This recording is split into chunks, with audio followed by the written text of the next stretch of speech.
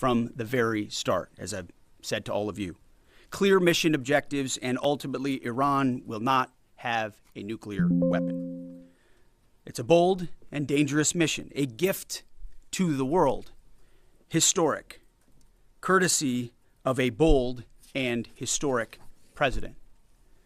That mission continues today in this new phase as Iran has an important choice, a chance to make a deal, a good deal, a wise deal.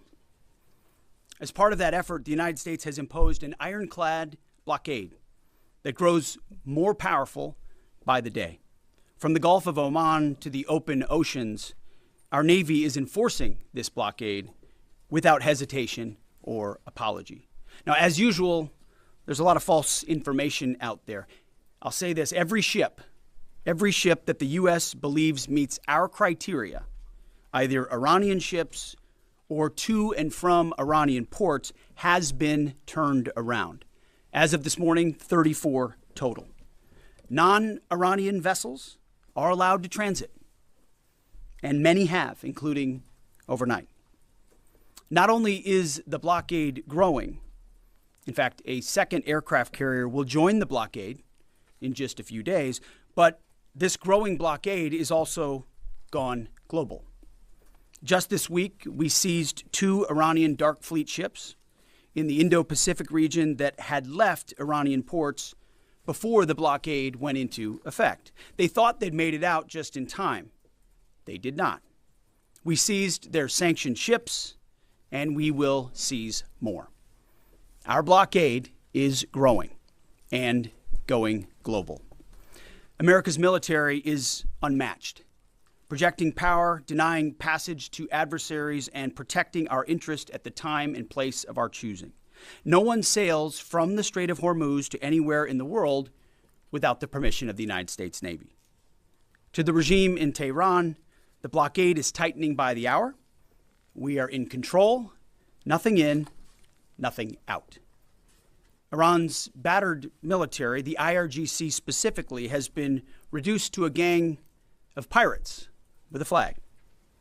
They cloak their aggression in slogans, but the world now sees them for what they are, criminals on the high seas. They don't control anything.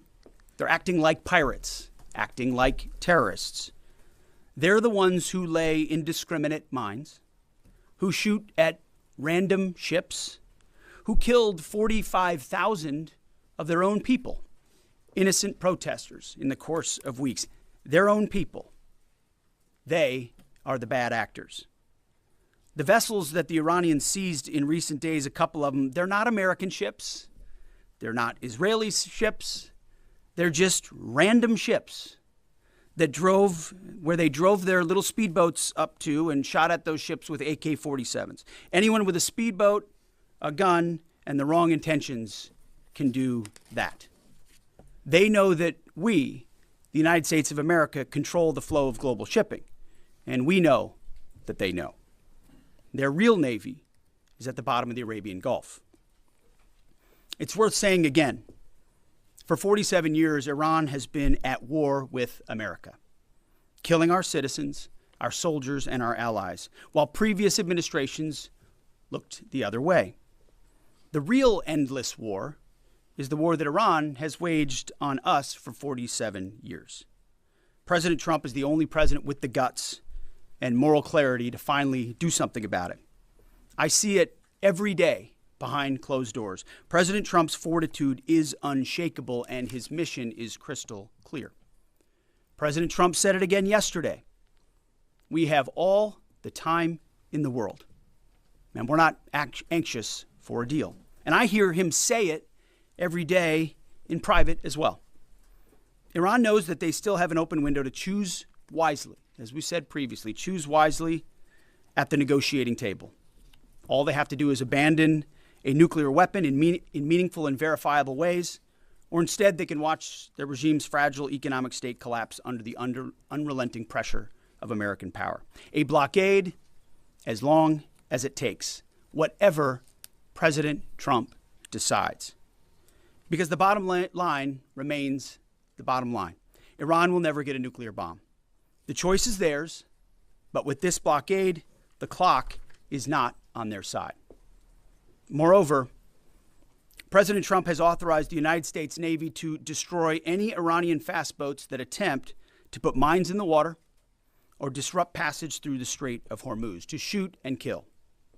Our commanders have clear rules of engagement. If Iran is putting mines in the water or otherwise threatening American commercial shipping or American forces, we will shoot to destroy. No hesitation, just like the drug boats in the Caribbean.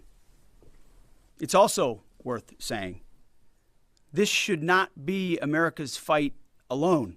We barely use the Strait of Hormuz as a country. Our energy doesn't flow through there, and we have plenty of energy. Just look at the new global Congo line headed to Texas. A beautiful picture. Europe and Asia have benefited from our protection for decades, but the time for free riding is over. America and the free world deserve allies who are capable, who are loyal, and who understand that being an ally is not a one-way street. It's a two-way street. We are not counting on Europe, but they need the Strait of Hormuz much more than we do, and might want to start doing less talking and having less fancy conferences in Europe and get in a boat. This is much more their fight than ours. On this core mission, America's will is unshakable, our capabilities unmatched. Our blockade is only growing and going global. And as the president said, we have all the time in the world. Iran has a historic chance to make a serious deal, and the ball is in their court. Either way, the War Department stands ready for what comes next, locked and loaded. May God continue to bless our warriors each and every day and on each and every mission. Mr. Chairman, over to you. Thank you, Mr. Secretary, and good morning, everyone. Thanks for being here. Today marks 55 days since the President of the United States ordered major combat operations against Iran. Today and this morning, the Joint Force remains postured and prepared to recommence major combat operations on the order of the President. On April 8th, the President announced a ceasefire, and last week, at the President's direction and on order of the Secretary, U.S. CENTCOM began enforcing a blockade against all commercial vessels going into and out of Iran and their ports. Simultaneously, the U.S. military, in support of the U.S. Department of Justice, was ordered to conduct maritime interdiction operations against sanctioned and dark fleet vessels globally. This operation also began on April 8th, and what I'd like to do this morning is update all of you on those actions and activities.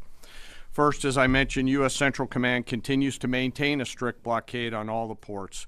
We're enforcing the blockade across the board against any ship of any nationality that is transiting to or from an Iranian port or territory. We're closely tracking vessels of interest headed towards Iran and those moving away from Iran that were outside the blockade area when this blockade was ordered. And as everyone saw this past weekend, we're prepared and postured to intercept them. As of this morning, 34 ships have met the U.S. blockade and made the wise choice to turn around. One ship did not, and that ship was the motor vessel Tuska. Over several hours this past Sunday, April 19th, the U.S. conducted maritime interdiction operations against the Tuska, whose crew attempted to breach the blockade line. The Tuska is a large container ship, about 965 feet long, or about the same size as a United States Navy aircraft carrier, and over 100 feet wide. The operation began about 4 a.m. Eastern Standard Time when the United States Navy destroyer approached her, and the crew and the vessel ignored warnings. And I've described how the destroyer force is operating in the area prior. Upon intercept and coming within visual range, American forces began to issue several clear and unambiguous warnings and inform the vessel and their crew that they were in a violation of the U.S. blockade and directed the ship to turn around. Over a 6-hour period, the vessel and her crew repeatedly ignored U.S. warnings. And then the U.S. Navy destroyer executed a series of pre-planned, carefully calibrated escalation options, including firing 5 warning shots. The vessel and her crew continued to ignore warnings. And after exhausting all other measures, CENTCOM authorized disabling fire against the Tuska. U.S. sailors warned the crew of the Tuska to abandon the engine room, and at approximately 9 a.m. Eastern Time, the destroyer disabled the Tuska's engine by firing 9 inert rounds from the destroyer's Mark 45 5-inch guns precisely into the engine room and engine space on board the Tuska. Not surprisingly, the vessel then reported issues with their cannot harm our interest are those single day, as their mottos say. They are committed to excellence in the defense of the nation and to securing the future, and they're doing the work of the nation. Before I close, as I do every time, I want to highlight and remember our fallen. Today, I want to highlight the 63 victims of the terrorist bombing of the U.S. Embassy in Beirut, which occurred 43 years ago, just a few days ago, on April 18th, 1983.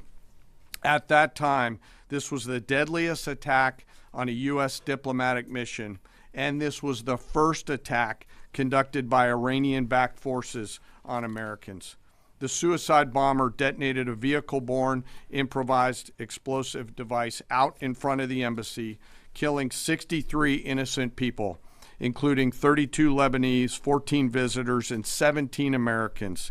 And among those lost, members of the Joint Force to include 3 Army soldiers and 1 United States Marine.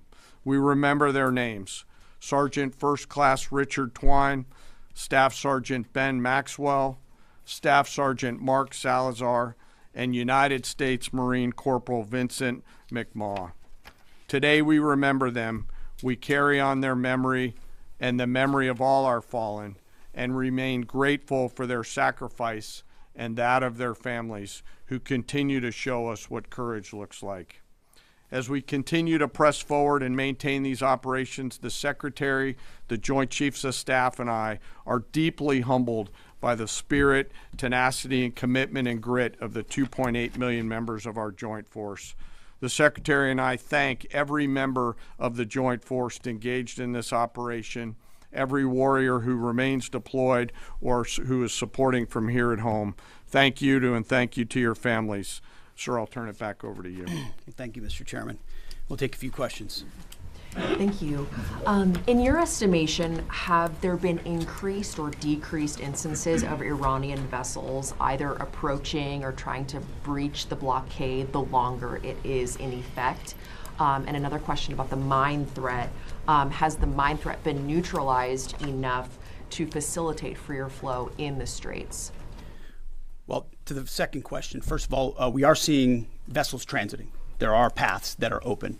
And part of what the president is threatening is ensuring if there's attempts to recklessly and irresponsibly lay more mines, we're going to deal with that. It's a violation of the ceasefire. So transit is occurring, much more limited than anybody would like to see, and with more risk than people would like to see. But that's because Iran is doing irresponsible things with small fast boats, crafts, like I said, with weapons on them. These are commercial ships, in some cases cruise ships that came through being threatened by these. So as far as breaching the blockade, it's been a pretty consistent. There were a number of ships at the beginning. Then you had the interdiction that the chairman described, where we took out the engine room and disabled that ship.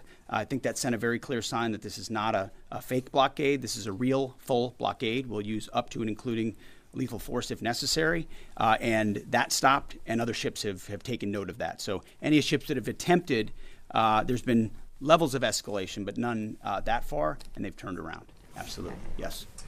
Good morning, Mr. Secretary, Mr. Chairman. David Zier, Real America's Voice. To follow up on Alexandra's question. How big are these mine-laying boats? Can they be achieved from fast boats? And I wanted to follow up my last week question about as jet fuel stocks in Europe reportedly are only about 6 weeks left. They get most of their jet fuel from the Gulf. Have any European countries reached out to assist in cordoning off the strait and participating in escorts? I know there's a lot of talks. You saw I would call it a silly conference in Europe last week where they got together and talking about maybe doing something eventually when things are done. Those are not serious efforts yet. We would welcome that. We would welcome a serious European effort to do something about this strait and this passage, considering it's their energy capabilities that are most at stake. I think it's a wake-up call. It's a wake-up call for countries around the world. Either you have capabilities or you don't. Otherwise, you're at the behest of a country like Iran, and the only country that can do something about it is the United States military. Do you want to talk about the mines and the small crafts? They have a variety of smaller Boston whaler-sized boats. We have forces up there deterring and preventing them from continuing to do that, and we'll continue to do so pursuant to the orders of the Secretary and the President. But reckless mining like that is a violation of the ceasefire. To do that. And very unwise to do. Absolutely. Jerry. Thank you. Pope Leo has made some strident comments about the war in Iran, and the U.S. Conference of Catholic Bishops recently put out a statement suggesting that the war does not fit the requirements of just war theory. And I wondered if the Pentagon had thought about this war against the terrorist regime in Iran in terms of the framework of a just war, and if either one of you could talk about that. And then just my second question would be, the Pentagon recently, this week, gave well-deserved award upgrades to the members of Gulf Company 2-1 Marines who served at HKI and Abbey Gate during the withdrawal and evacuation. I wondered if you Mr. Secretary, could speak a little bit about that and maybe give us a little bit more in terms of what to expect from this Afghanistan review in terms of further proper recognition and proper accountability. On the first question, Pope's going to do his thing. That's fine. We know what our mission is. We know what authority we have. We're very clear about that. We follow that. The orders of the president. We've got lawyers all over the place looking at what we're doing and why we're doing it and giving us every authority necessary under the Constitution and under our laws to execute it. So we feel very confident across the spectrum about what we're doing and why we're doing and the legal justification that we're following in order to do it. You mentioned the Marines at Abbey Gate. And what we've undertaken at this department is a historic Afghanistan review. So we have, over the course of months, reviewed what happened leading up to and including the events at Abbey Gate and the disastrous withdrawal in Afghanistan. There's never actually been a full accounting in this department of the decisions that were made. There's been sort of papered over congressional attempts, but never a real deep dive where we brought everybody in to talk about what happened and why it happened. That has happened. That review will come later this summer, and I think you'll find it to be probably the most comprehensive review this department has ever done about a single series of events. And it's because the cascading effect of what Joe Biden did in abandoning that mission the way that he did and that disastrous withdrawal had ripple effects for our military, for our country, and for the world. That's why reestablishing deterrence is one of the core pillars of what we've been doing at the War Department, because the world looked at that disaster and made choices. Vladimir Putin made choices. Hamas made choices and saw that America wouldn't do anything about it. Houthis shot at ships. They made choices because Joe Biden and his administration were seen as feckless and weak. And that withdrawal was a part of what the world saw, people hanging to planes as we fled. That deserves a full accounting, which is exactly what we're doing. Sean Parnell, our chief spokesman, one of my senior advisors, has been leading that effort, getting to the bottom of it. And one of the revelations was that those Marines at Abbey Gate who showed courage, who were out there exposed, knew there was a threat, nebulous mission, the only gate that's open, did not receive the kind of proper recognition they should have for their heroism. So one of the early results of this Afghan review is to ensure they get the due recognition and award they deserve for the heroism and courage they showed at that gate. Despite the bad decisions of this building and that administration, those Marines acted heroically, and we're going to recognize them for that. Jerry, thank you. Yeah, right here. Thank you. Michael Casey with the O'Keefe Media Group. Earlier this week, James O'Keefe published a story on Department of Army Nuclear Chief Andrew Hugg, who revealed top secret national security information to a stranger he met on a dating app. Will you defer Mr. Hugg for termination and prosecution? Yeah, he won't work here anymore.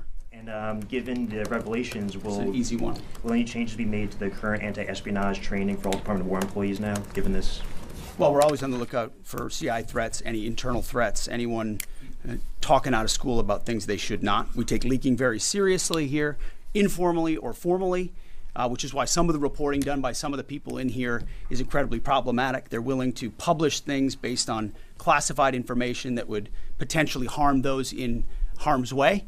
And we think them doing so is incredibly irresponsible and unpatriotic. And it would encourage members of the press to think twice about the lives they're affecting when they publish things in their publications like the New York Times. Yes, right here. Was the Tuska carrying dual-use equipment to China? Sir, so I'm sorry, the question's right here. Thank you. Ryan Morgan with the Epic Times. Earlier this week on that topic, there was a report, I believe, with the Washington Post that the Pentagon had briefed Congress that it could take up to 6 months to fully sweep the Strait of Hormuz for mines. I was wondering if you could comment a little bit more on the specifics of the timeline, the range of time that it could take, and then just a general idea of how many mines have been placed. We would not speculate on a timeline. I saw that report. It was based on, again, another leak from a closed-door session, which was supposed to be classified, and apparently, allegedly, that was something that was said about we feel confident in our ability in the correct period of time to clear any mines that we identify, and would encourage other countries to be a part of such an effort as well. But we're tracking that very closely. Mr. Chairman, do you want to add anything to that? No, sir. I think you covered it. Right here, new members of our press corps here. Jacob Wasserman with TMZ DC. We have two questions. I'm going to ask the first. My colleague will ask the second. You know, I've heard you talk a lot about bombing. We'll see. Sorry? We'll see. Okay. I've heard you talk a lot about bombing people and places. And when you give these orders to carry out this extreme level of violence, what's going through your mind and your body? Do you have like an adrenaline rush? Are you scared? Do you feel like you're on a power trip? Just walk us through and paint us a picture of what it feels like mentally and physically. It's a very TMZ question. My only thought process is to ensure that our warfighters have everything they need to be successful, defeat and destroy the enemy, and they come home. I want them to feel empowered, to have every authority they need within our rules and within our law to bring maximum violence to the enemy. Because war is violent, war requires doing difficult things, but I want our people to feel empowered, so it's our guys that come home and their guys that do not. And sure, I'll give you one chance. Charlie Cotton from Teams EDC. You changed the Department of Defense to the Department of War. Would you consider changing the name again to the Department of Peace, since that's what we're all after? Well, that's the pursuit. It's a great question, actually. You go from defense to war because you want to be proactive about peace through strength. And really, I gave a speech in front of generals about what the ethos of the War Department is all about, because I wanted to go through every echelon of this department. It means something. It's not just words. And when you fight a war the right way, the idea is on the other side you bring about peace. That is what we'd like to see the most. In fact, I once did a video about the one institution that should win the Nobel Peace Prize every single year is the United States military, because we are the guarantor of the safety and security, not just of our country, but of a lot of people in this world. Last question. Yes, sir.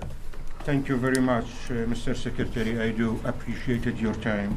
Since February 28, 725 drones and missiles have hit the Kurdistan region as your loyal ally, killing 22 people and injuring 100 others. Even after the ceasefire, Mr. Secretary, 20 more attacks were carried out. My question is, does that ceasefire include Iraq and the Kurdistan region? And really, what is your clear policy toward proxies? Why I am asking this question, by President Masoud Barzani's statement, 5 times targeting his office, even targeting President of Kurdistan. 30 years. This conference is about you. This conference is about us. This conference is not called the America's Counter-Cartel Conference. It's the America's Counter-Cartel Conference. This is about what we together can do.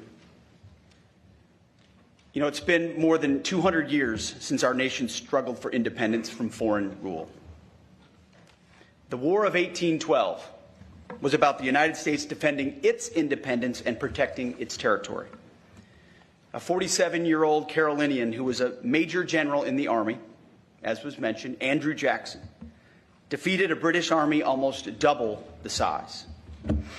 Addressing his troops after victory at the Battle of New Orleans, Jackson declared, "Natives of different states acting together for the first time have reaped the fruits of an honorable union." His success galvanized a young country. In 1816, our country elected a Revolutionary War hero as president. James Monroe fought in the Continental Army, leading a charge against German mercenaries fighting for the British. The enemy fired a musket ball at him. It severed his artery and he almost died. But the young captain rallied and grew to be governor of Virginia, Secretary of War, and one of our greatest presidents. In 1823, President Monroe said that the United States owed the success of that young country to the candor and amicable relations with other powers to affirm our national policy. President Monroe declared, "We should consider any attempt on malign countries to extend their system to any portion of this hemisphere as dangerous to our peace and safety." It was the Monroe Doctrine of 1823. And today, some 200 years later, we still marvel at the wisdom of President Monroe's declaration. We, like you, want borders and sovereign territories that are secure. We want unfettered access to key terrain and trade so that our nations can industrialize. And we want to prevent external powers from threatening our peace and independence in our shared neighborhood. This is the essence of the Monroe Doctrine. No external power will interfere in this hemisphere. Ours should be a region of strong, sovereign nations. It's the same principle that animates President Trump's defense approach today. President Trump and his Department of War are ushering in a new era of homeland and hemispheric defense, rooted in the unique heritage of our nation and your nations. Under President Trump, we restored the Department of War.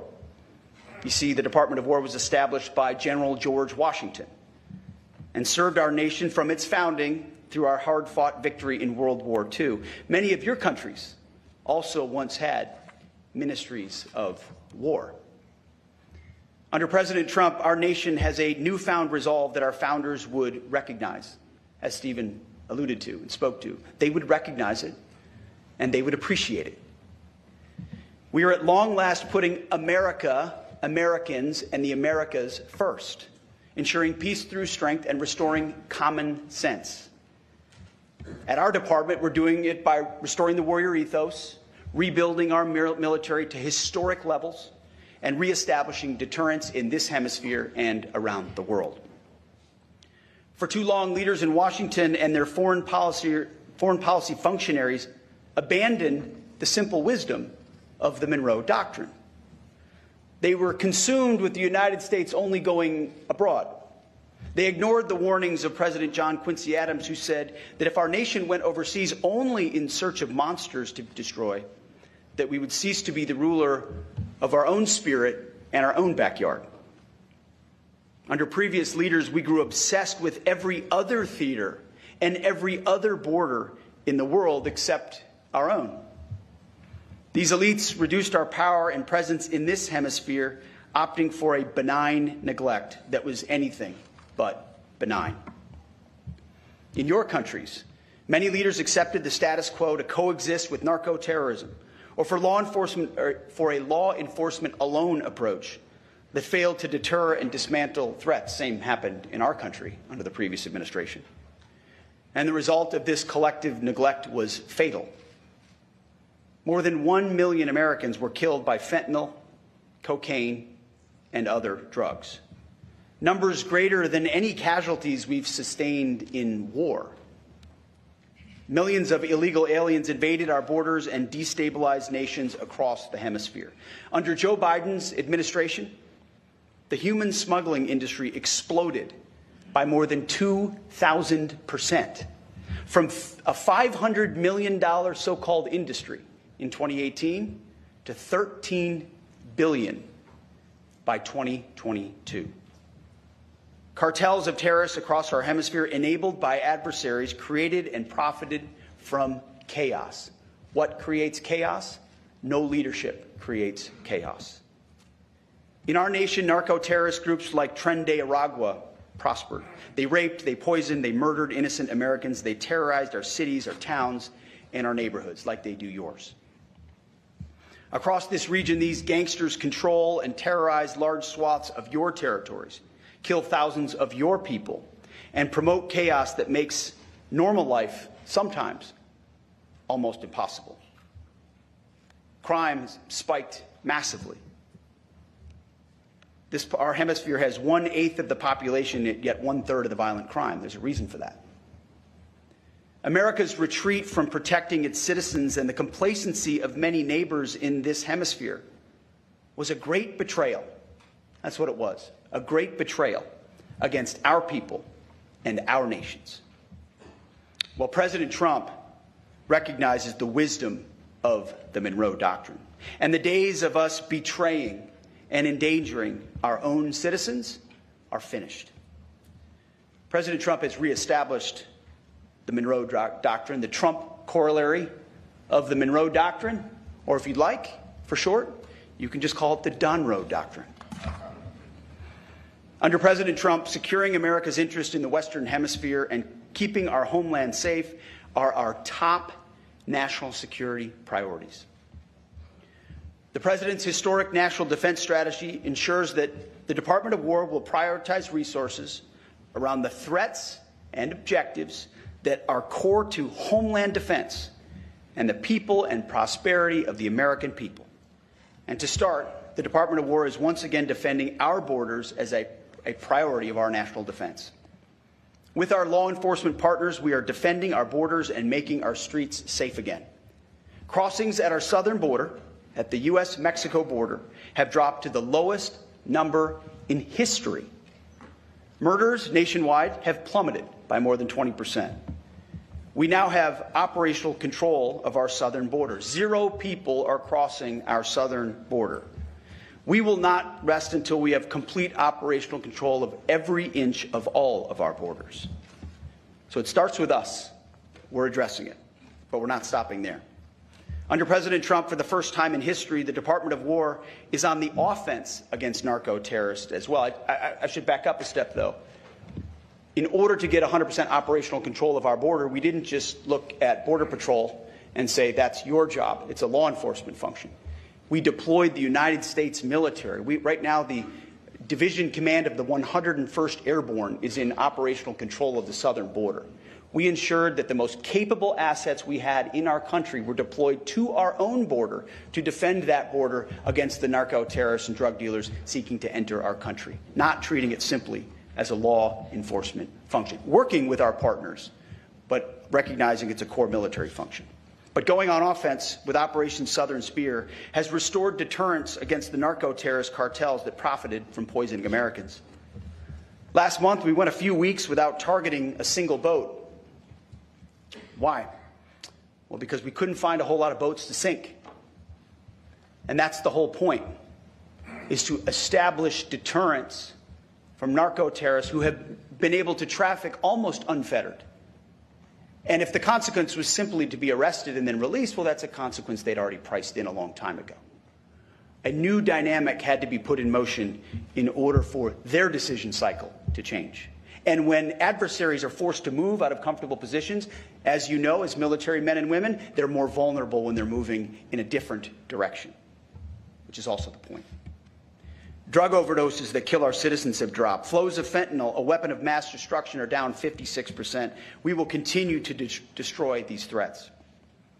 In January, U.S. forces raided and arrested the most dangerous house and the most dangerous compound inside the most fortified fort in the capital city of Caracas of two indicted individuals, Nicolas Maduro and his wife, fugitives of the U.S. law. Operation Absolute Resolve showed the bravery of America's best, our warfighters. Nobody can do what the United States of America can do. It's not even close. President Trump has shown what is possible when you reject the status quo delusion that threats to our homeland and our hemisphere are somehow secondary.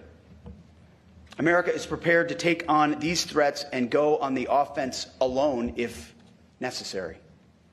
However, it is our preference, and it is the goal of this conference, that in the interest of this neighborhood, we all do it together with you, with our neighbors and with our allies who are eager and willing and capable. To do this, to work together, we must first acknowledge what was lost and then understand what needs to be restored. All the nations represented in this room are offsprings of Western civilization. Our nations are and always will be united by our heritage, our history, and geography in this new world. We share the same interests. And because of this, we face an essential test. Whether our nations will be and remain Western nations with distinct characteristics, Christian nations under God. Proud of our shared heritage with strong borders and prosperous people ruled not by violence and chaos, but by law, order, and common sense. Or whether we are permanently torn apart by something else, led astray by competing forces, radical narco-communism and anarcho-tyranny, which threaten our people, borders, and sovereign lands in the name of a false sovereignty or a false peace. Uncontrolled mass migration, which overwhelms domestic resources intended for deserving citizens and drives unchecked crime and unchecked violence. Or the belief in so-called globalism that seeks to erase our distinct national identities in the name of tolerance, erase our borders in the name of compassion, and erase our warrior ethos and that which makes us strong in the name of so-called diversity and political correctness. One of the dumbest phrases in military history, which used to be echoed from the former Defense Department in the previous administration, they would say it over and over and over again, was our diversity is our strength. It's the single dumbest phrase in military history. Because what is our strength is our unity. Our strength is in our shared purpose, in the training we do together, the capabilities we have to do, we can do together. In our context, the Constitution we swear an oath to defend together, the uniform we wear together. That is our strength. We reject other notions and offer a new choice. We must defend our national interest and restore our national identities. Otherwise, the outcome is the same. Our hemisphere will be poorer, more dangerous, and weaker. This matters not because we seek to preach to you about culture wars or ideologies, or to tell you how to run your countries. We're not here to tell you how to run your countries.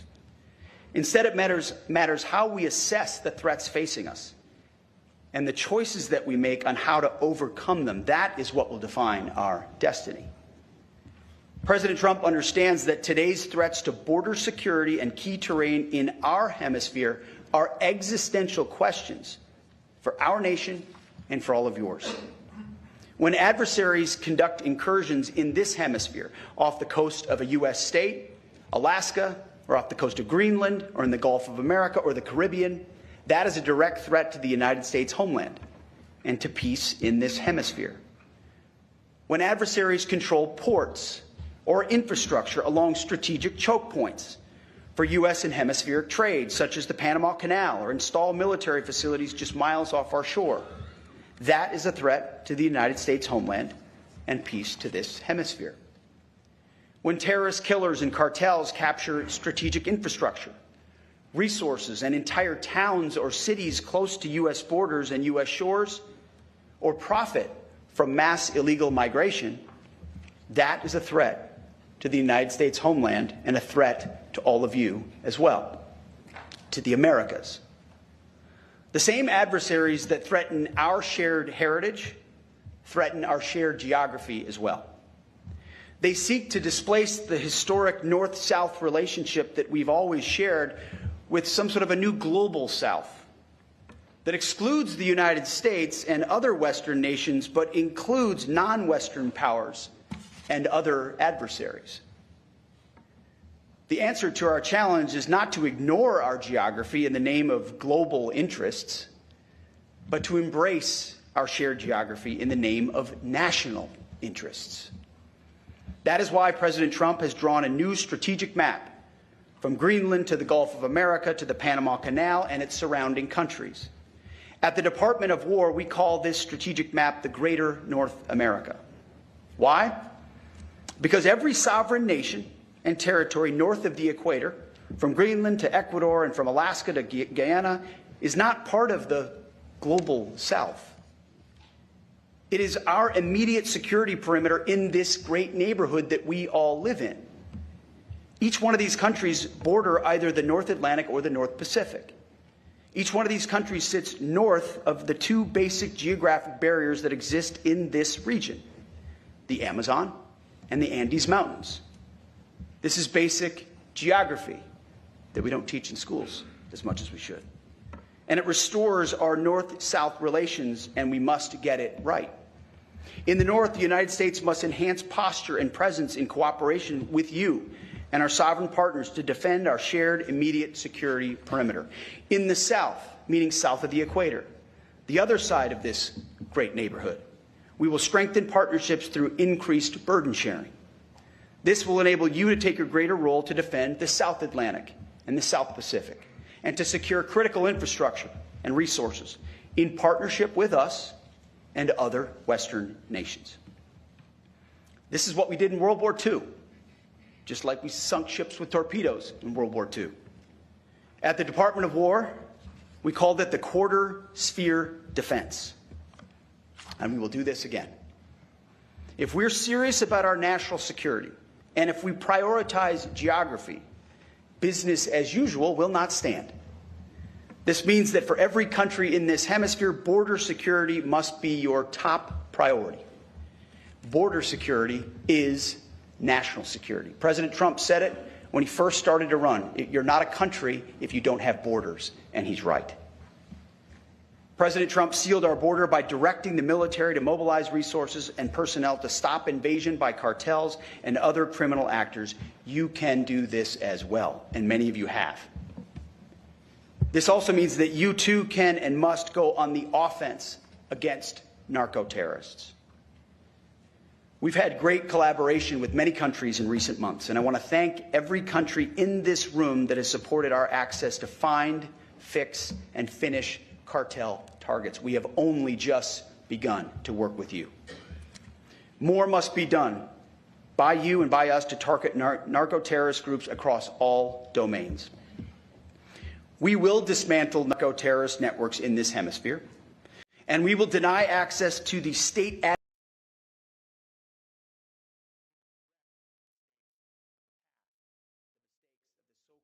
global South. I want to thank General Donovan, who has been an excellent partner and a great new leader here at Southern Command. One of the great mistakes of the past was that our leaders didn't provide the U.S. Southern Command with the support that it needed. It was a command chock full of lawyers and social workers and NGOs, law enforcement. That's changing. General, I'm directing my team to correct these historic failures, to ensure that your command has the resources and staff that you need for this robust mission ahead. It's the least we can do. I want to, absolutely, thank you.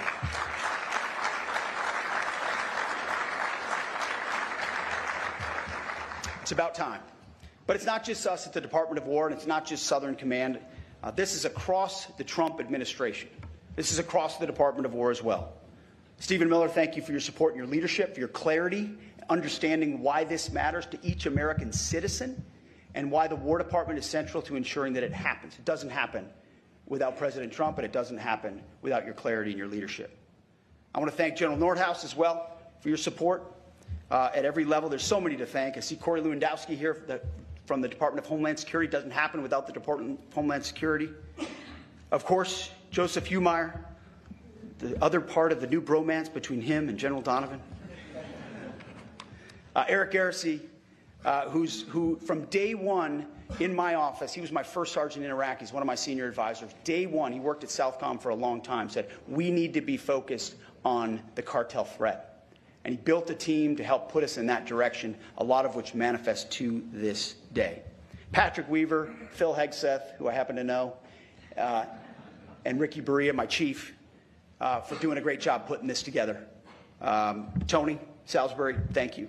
So many folks that every single day in Washington, I hope you know, are working hard to run as fast as you are, to stand alongside you in this mission. This is not a conference with flags so we can pat ourselves on the back.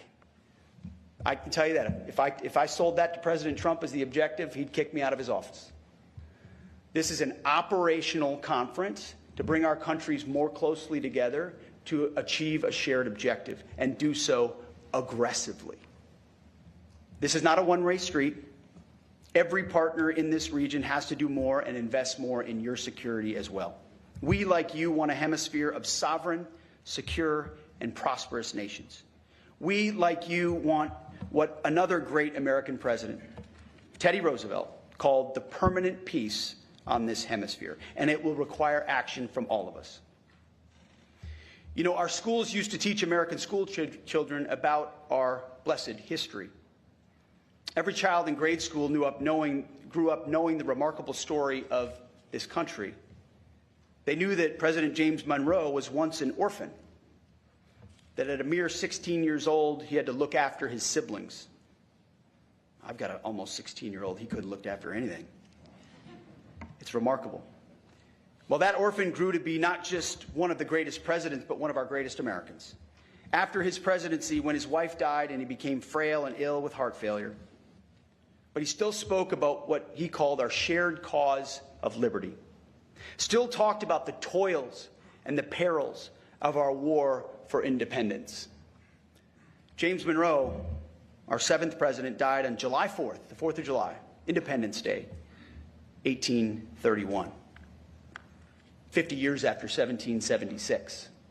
What I like to say is, here at the Department of War, we're in the 1775 business, which is when Americans took up arms before they even declared independence. All of you are also in the 1775 business. Without the force of arms, without our militaries, we cannot keep our country safe. That's my responsibility, and it is yours.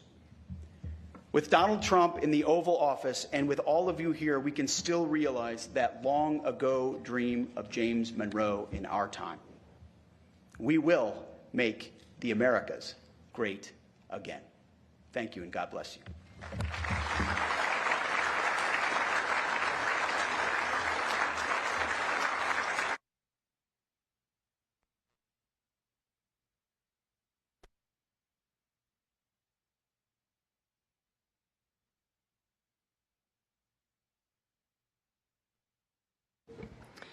Thank you, Secretary Hegseth.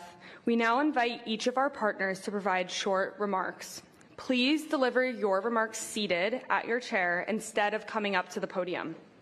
Prime Minister Phillips of Guyana, you have the floor.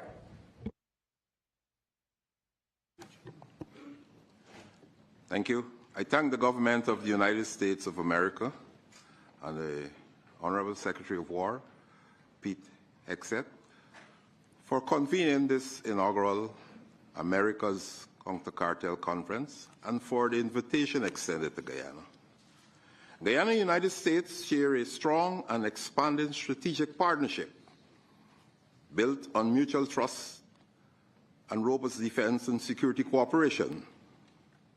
Through capacity building, joint exercises, and policy and technical engagements, our countries have worked closely together to combat narco-trafficking and other forms of transnational crime. The transnational activities of cartels, gangs, and other criminal actors threaten regional peace and security. These networks undermine the rule of law, weaken institutions, and threaten the safety and economic well-being of our citizens. For countries like Guyana, located along important maritime and regional transit corridors, addressing narco-trafficking and narco-terrorism requires strong cooperation among our nations. These threats demand coordinated intelligence sharing, enhanced operational cooperation, and strengthened defense capabilities across the hemisphere, and to continue to respect the sovereignty and territorial integrity of every state.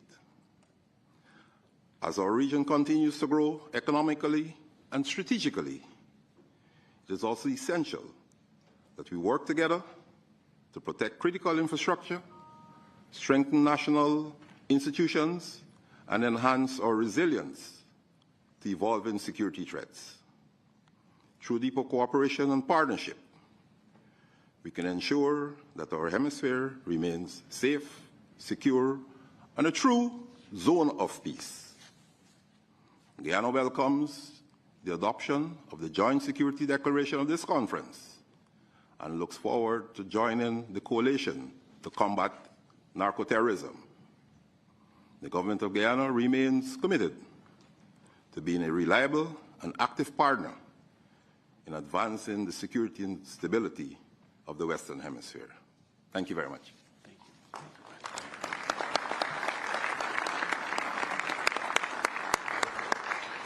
Thank you, Mr. Prime Minister. Lieutenant General Presti of Argentina, you have the floor.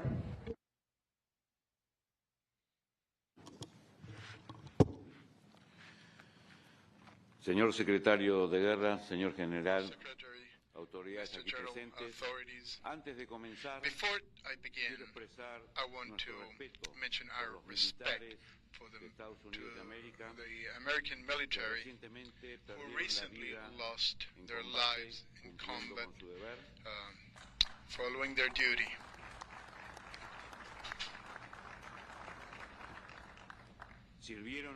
They served their country with honor.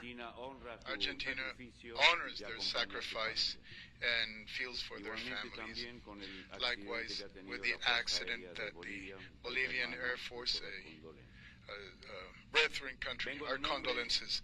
I come here in the name of the President of the Argentinian nation, our Commander-in-Chief of our armed forces, our leader, Javier Milei, to reaffirm our commitment, the commitment of the Argentinian Republic with the safety and the stability of our hemisphere. The states of this continent confront similar threats, maybe in different intensity, which affect our citizens, our property, our strategic resources, and our critical infrastructures.